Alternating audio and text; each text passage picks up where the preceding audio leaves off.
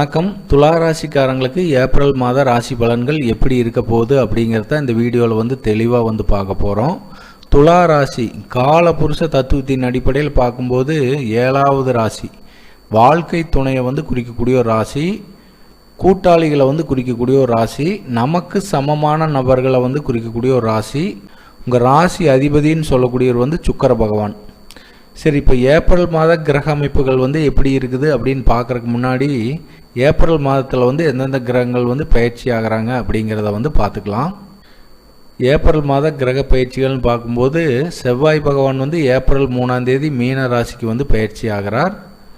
அதுக்கப்புறம் புத பகவான் ஏப்ரல் 11ஆம் தேதி மீன ராசிக்கு பயிற்சி ஆகிறார்.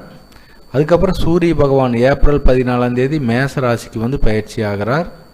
அதுக்கப்புறம் சுக்கிர பகவான் ஏப்ரல் 20ஆம் தேதி ரிஷப ராசிக்கு பயிற்சி ஆகிறார்.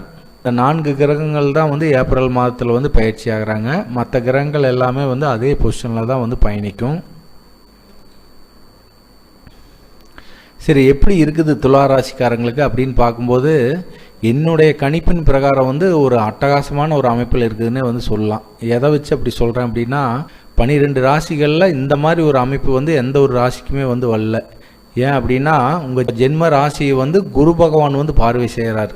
ஏன்னா உங்கள் ராசிக்கு 9ஆம் இடத்துல அமர்ந்திருக்கிற குரு பகவான் தன்னுடைய 5ஆம் பார்வையாக ஜென்ம ராசியை பார்க்குறார். அதுக்கப்புறம் உங்கள் ராசி அதிபதின்னு சொல்லக்கூடிய சுக்கிர பகவான் அவரும் பார்த்தீங்கன்னா உங்கள் ராசிக்கு 7ஆம் இடத்துல அமர்ந்து தன்னுடைய 7ஆம் பார்வையாக ஜென்ம ராசியை பார்க்குறார். 2 மாபெரும் சுபகிரகங்கள் ஜென்ம ராசி பார்க்குறது ஒரு அற்புதமான அமைப்பு.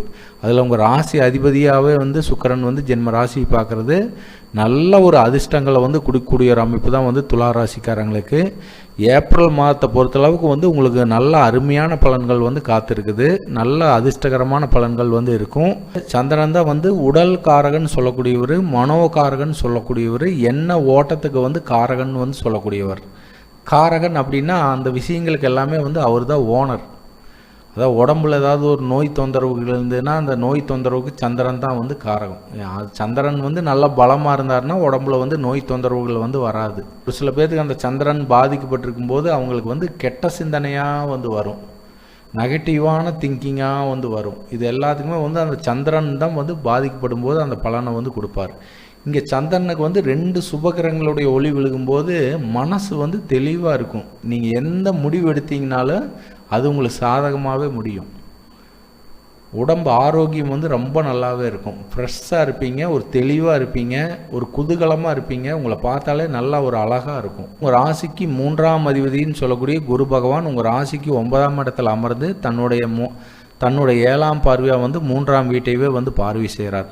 3ஆம் அதிபதி 3ஆம் வீட்டை பார்வை செய்கிறது சிறப்பு. ஏன்னா 3ஆம் அதிபதி தான் மனோதைரியத்தை கொடுக்கறது, முயற்சிகளை கொடுக்கறது, கம்யூனிகேஷன் சம்மந்தப்பட்ட விஷயங்களை குறிக்கக்கூடியவர், இளைய சகோதர சகோதரிகளை குறிக்கக்கூடியவர் 3ஆம் அதிபதி தான். அவர் 3ஆம் வீட்டையே பார்வை செய்கிறதுனால இளைய சகோதர சகோதரிகள் மூலிமா ஏதாவது ஒரு ஆதாயம், ஒரு சப்போர்ட்டு, கம்யூனிகேஷன் சம்மந்தப்பட்ட விஷயங்கள் எல்லாமே உங்களுக்கு சாதகமான பலனை கொடுக்கும். துளாராசிக்காரங்களுக்கு ராஜ யோகாதிபதினு சொல்லக்கூடியவர் சனி பகவான். ராசிக்கு உபஜயஸ்தானம் சொல்லக்கூடிய 3ஆம் இடம், 6ஆம் இடம், 11ஆம் இடங்களில் சனி பகவான் வரும்போது ராஜ யோகத்தை வழங்குவார் அப்படிங்கிற ஒரு ஜோதிட விதி உண்டு. அதன் அடிப்படையில் உங்கள் ராசிக்கு அவர் 6ஆம் இடத்துல தான் இருக்கிறார். 6ஆம் இடத்துல தான் சனி பகவான் இருக்கிறார். அப்படிங்கும்போது சனி பகவான் சம்மந்தப்பட்ட விஷயங்களில் உங்களுக்கு நல்ல அற்புதமான பலன்கள் நடக்கும். தொழில் சம்மந்தப்பட்ட விஷயங்கள், உத்தியோகம், சொந்த தொழில் பண்ணிகிட்டு இருக்கிறவங்களுக்கு எல்லாத்துக்குமே நல்ல ஒரு பொருளாதாரம் கிடைக்கும். வேலைக்காரங்களை வச்சு வேலை வாங்கிட்டு இருக்கிறவங்களுக்கு நல்ல வேலைக்காரங்க அமைவாங்க.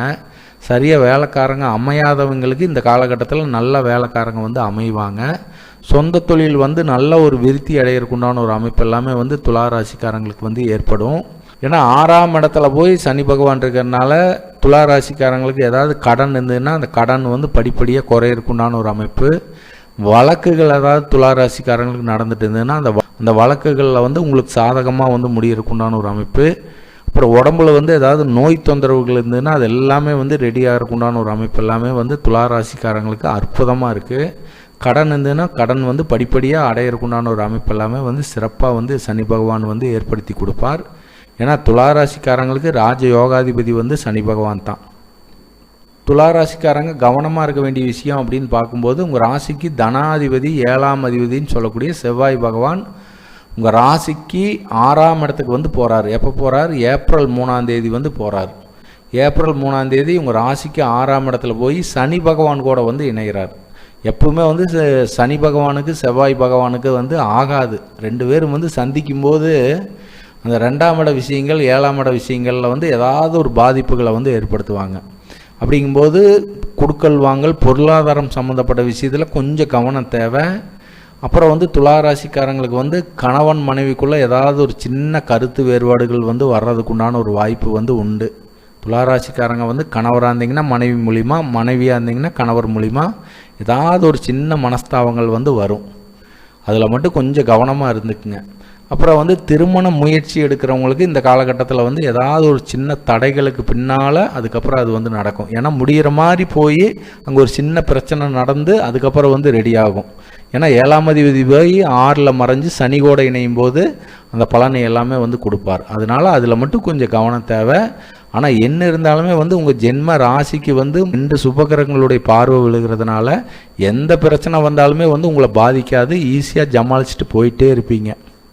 ஸோ ஒரு நல்ல அற்புதமான கிரக அமைப்பு வந்து துளாராசிக்காரங்களுக்கு வந்து ஏப்ரல் மாதத்தில் வந்து உண்டு.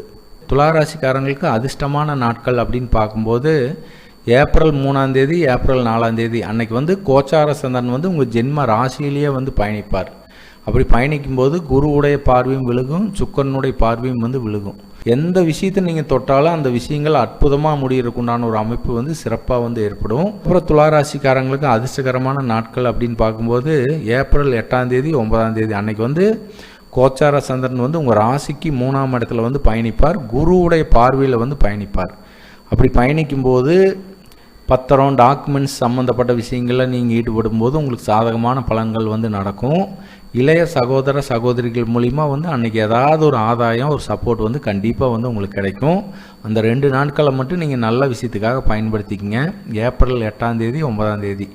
அதுக்கப்புறம் துளாராசிக்காரங்க கவனமாக இருக்க வேண்டிய சந்திராஷ்டம நாள் வந்து எப்போ வருது அப்படின்னா ஏப்ரல் 19, 20 அன்னைக்கு வந்து கோச்சார சந்திரன் வந்து உங்கள் ராசிக்கு 8ஆம் இடம்னு சொல்லக்கூடிய ரிஷப ராசியில் வந்து பயணிப்பார்.